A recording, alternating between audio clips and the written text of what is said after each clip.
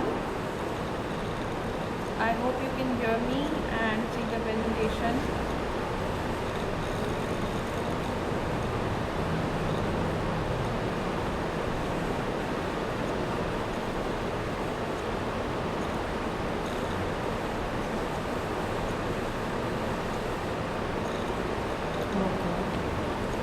Alright, so today we will start with the phases of the first phase of EDP.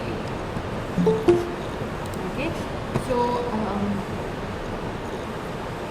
the initial preparation, we saw that there are 5 phases involved in an EDP, or there are 5 stages involved in organizing an EDP. So we'll start with the initial preparation. This phase includes the preparatory activities required to launch the training program. This comprises of the following. Okay, so what are these? Sorry, I did explain these points, right? Okay, so I hope I do not need to explain it again, because I remember now that we had covered all these points the other day.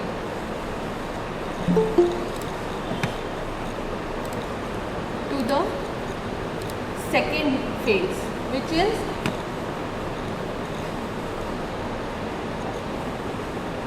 identification and selection of potential entrepreneurs. Okay. So once we have done the preparatory things or the activities, we have completed the preparation for beginning the selection. We then start to select the entrepreneurs who will participate in the EDP. Okay, the most important step in the EDP is the proper identification and selection of potential entrepreneurs. A selection of unsuitable persons may be a national waste of money and time, as well as a disservice to the person concerned. His failure in business would result not only in loss of morale and prestige, but also wastage of productive resources. Okay, so in case we by mistake select the wrong person to attend the EDP, a lot of people apply to attend the EDP, okay, but some of them are selected who deserve, or who are showing potential of becoming an entrepreneur, or who need help, who need improvement. Okay, so these kind of criteria are set, and based on those criteria that we set in the initial preparation, here, like determining criteria of success and recruitment, selection, etc. So depending on these criteria, we select the persons who should attend the EDP. Okay, so we do not want to waste the time and money that we have invested in organizing the EDP, in bringing the experts, etc. Okay, we want the participants to get maximum return out of it. Okay, please write present, everybody. Okay, so that I can mark your attendance.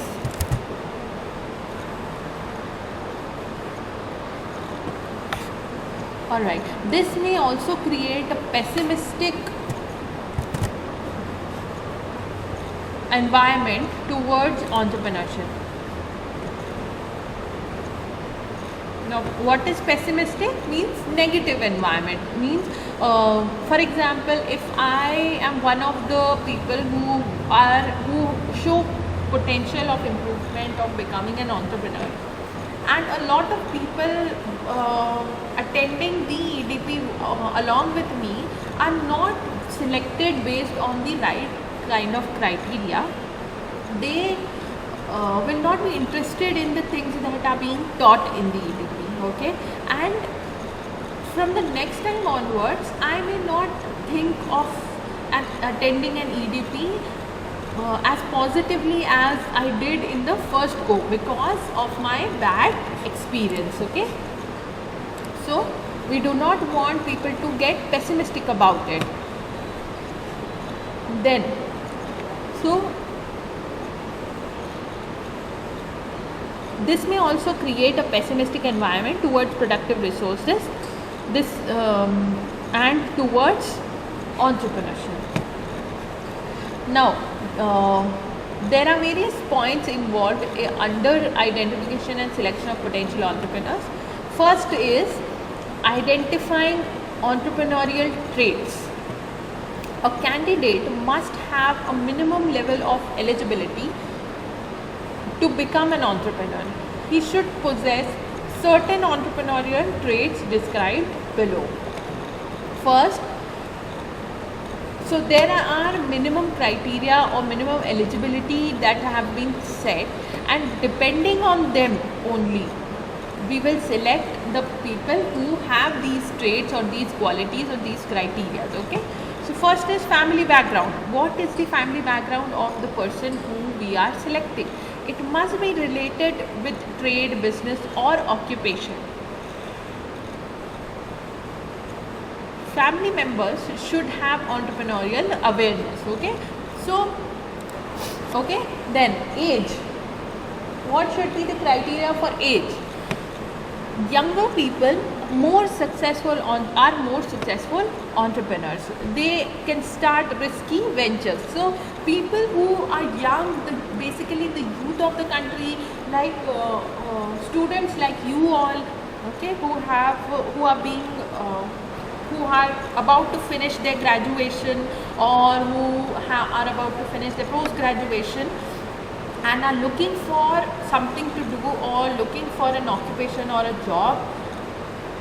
Such people should be motivated in case they want to become entrepreneurs. Okay, they have potential to become entrepreneurs because they have the ability to take more risk. Okay,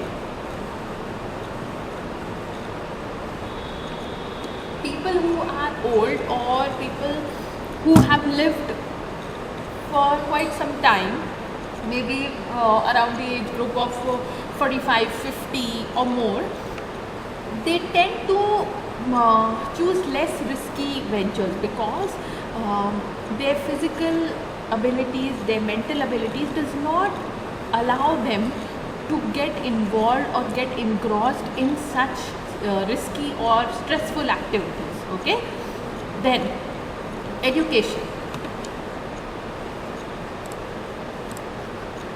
To perform certain functions of office and meeting officials, a minimum level of education is essential. Okay, so people who are educated, at least they have finished their schooling till the 12th class, they should be educated enough in order to be able to understand what is being taught, in order to be able to interact with people who are present in the EDP. Okay, if I am teaching your class, okay, and a student from class 4th or 5th or maybe from class 9 sits in our class, he or she will not be able to understand what we are talking about. Okay, but you girls are educated enough in order to understand what is being taught to you, what we are discussing. Okay, and also you are educated enough to ask questions what you do not understand. All right, so there is a minimum level of education which is essential for becoming an entrepreneur. It's not like people who are not educated that do not become entrepreneurs, but preference is given to those who have some level of education and show promising entrepreneurial traits. Okay, then next trait is ability to influence.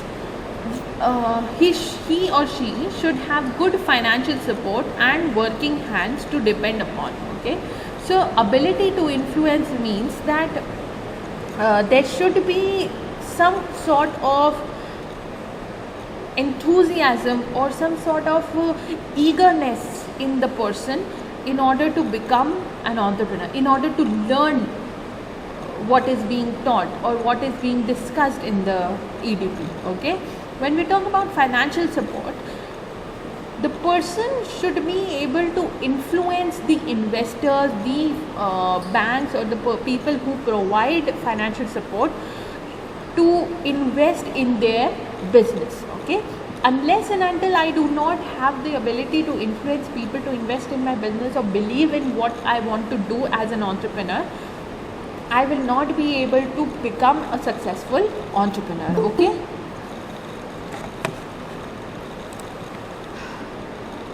Then, family resources. The candidate should have good financial support and working hands to depend upon. Okay, there's some problem with the description. I'll change that.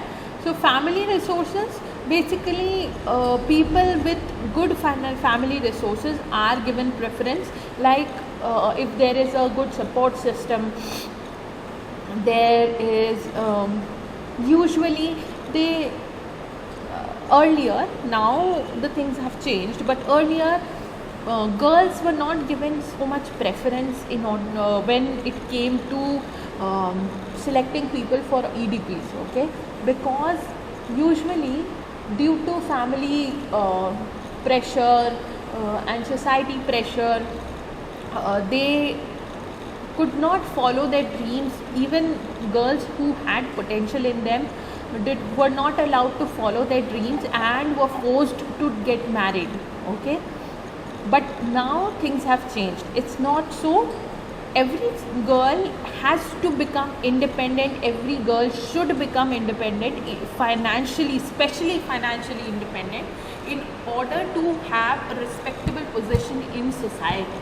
Okay, so family resources are basically the support, plus if there are financial resources available with the family, if there is some kind of business background in the family, all these things are considered as family resources. So they are given preference. Then achievement motivation. So we have already discussed that achievement is very important for any entrepreneur, and an entrepreneur should be motivated enough to try and achieve more and more. Okay, it includes both personal achievement and social achievement. So if I want to become an entrepreneur, I should be motivated enough to work hard enough in order to get what I have aimed for, what is my goal. Okay, plus these would be personal achievements, and I should also try to gain respect and status in the society. Okay, so achievement motivation is very important.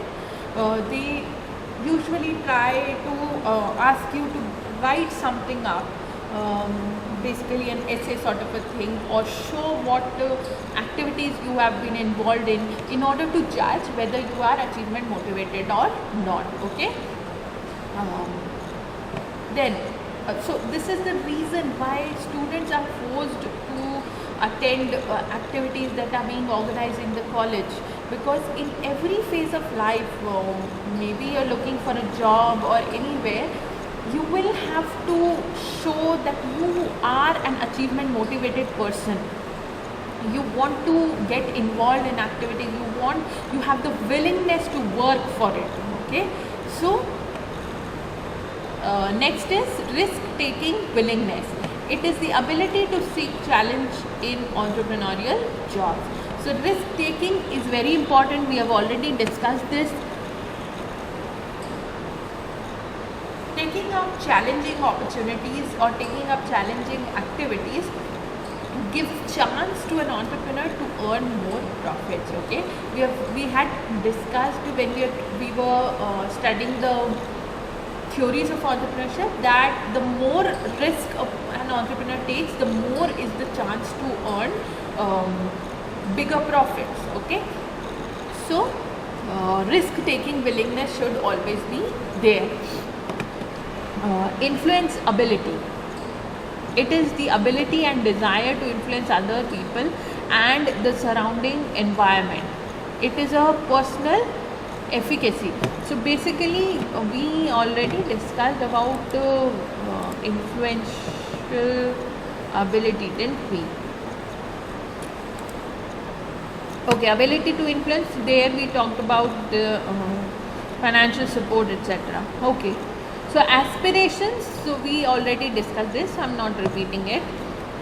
Okay, so aspirations, these are the ambitions of people concerning the future level of achievement. So aspirations are also motivations or aims or desires to do something in their life, okay, to have a goal in life, okay. So aspirations are basically ambitions of people. The more aspirant I am, the more enthusiastic I will be to work towards my future, towards my better future. Then flexibility, it is the ability to change if the situation so demands, okay. So flexible, or a flexible person is always desired because they can adjust to the situation. A lot of people do not want to change themselves, okay.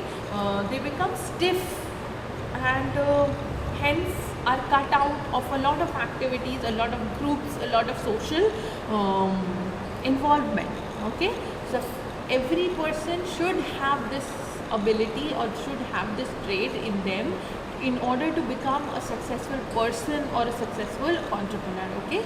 So we should be able to adjust to the situation, not so much that we sacrifice ourselves, but adjusting ourselves to a certain extent is always a positive aspect or positive trait, okay. Then next is analytical ability. It is the ability to analyze the problem before making decisions, okay.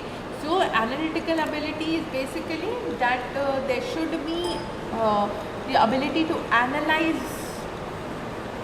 the problems that are given to you,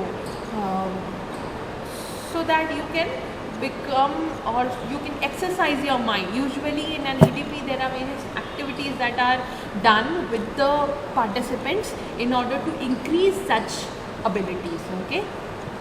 Then planning skills, so it should be planning is an important and integral part of a business, and any entrepreneur should be a good planner, okay. If you are not able to plan small activities or small things in life, it is a sign that you need to learn to plan everything, okay. Something, if it is planned, it always turns out better rather than not planning for anything. For example, if you have to, probably let's take the example of maybe you have to go to college, okay. Let's assume that all of a sudden colleges begin, okay. Now you will have to come to the college. You will obviously plan how you are going to do this. In case of this pandemic going on, you will plan about the outfit that you should wear. You should be comfortable, and according to the climate that is going on right now, then you should have the proper safety gear with you, like mask and sanitizer, etc. So if you plan in advance, people who will plan and get everything ready at night for next morning, they will be more organized and more up to the mark.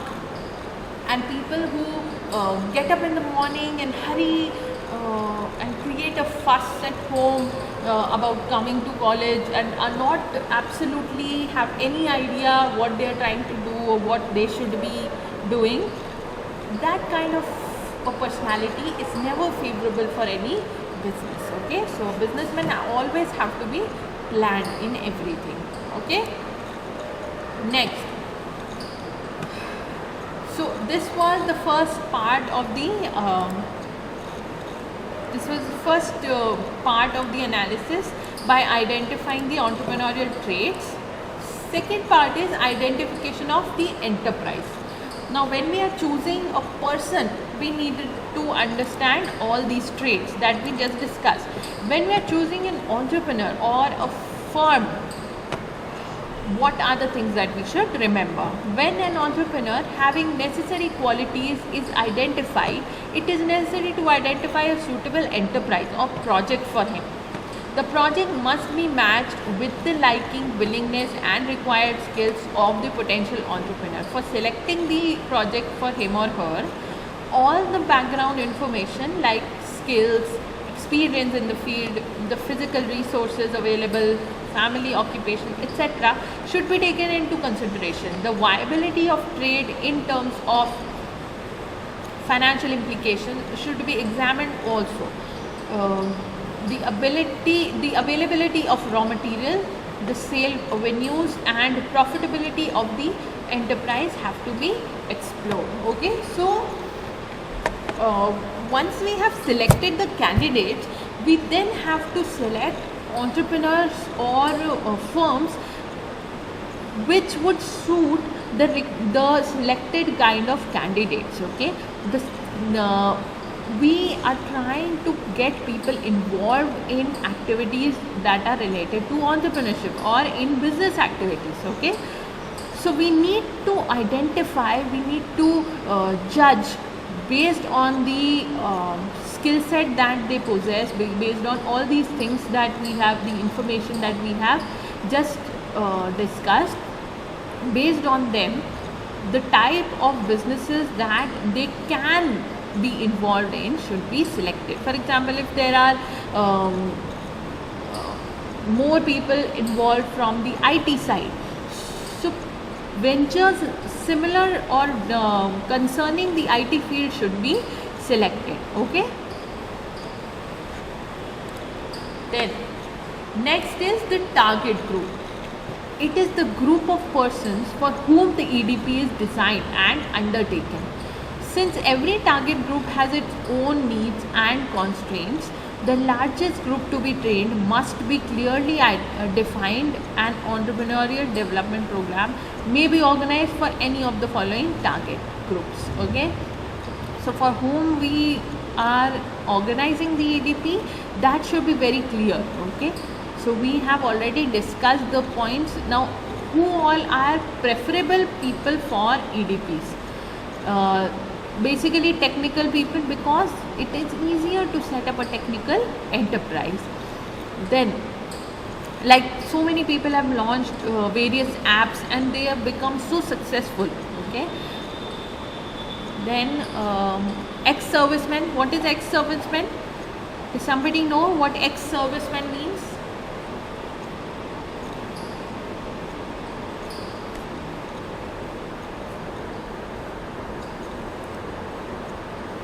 Come on, who can tell me what does ex-serviceman mean?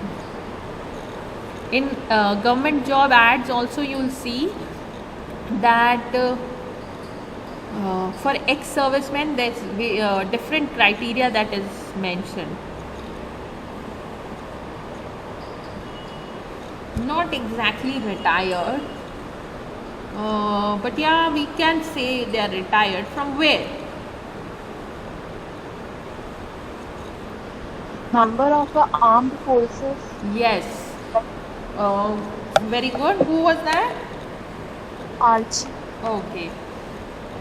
So, as Archie said, people or candidates from the Navy or from Army or any kind of defense services who have in the field experience and they actually get retired or relieved of services very soon because of the physical ability or physical capability that they do not possess anymore. So these people who have served in the defense services are given preference in a lot of fields, okay, especially in government jobs, and now they are also given preferences in entrepreneurship. Okay, so ex-servicemen basically means persons who have retired at an early age, usually from defense services. Then business executives, people who used to do business or are trying to set up new businesses or were part of some other business. Okay, then women entrepreneurs are given more preference nowadays because there are so many schemes and benefits that the government has launched for women entrepreneurs. Okay, then backward caste entrepreneurs, people from the reserved categories, are also given preference. Then rural entrepreneurs, people from backward areas or underdeveloped areas, or interior villages, etc., who have potential, who are willing to work and set up a business, they are also selected. Then unemployed educated youth. So unemployed educated youth, there is a huge amount of people nowadays who are unemployed but educated. Okay, young people who pass out of schools and colleges, they are not able to get the right kind of or the desirable jobs that they wish for. So they are the people who are the biggest target of EDPs. They are the people whom we need to get involved in EDPs. Okay, people like you all. I'm not saying that you are unemployed because you are still studying, but you guys have the maximum potential to become entrepreneurs. Okay. So third point is training and development phase. So we'll do this tomorrow. Okay, we are too far ahead in our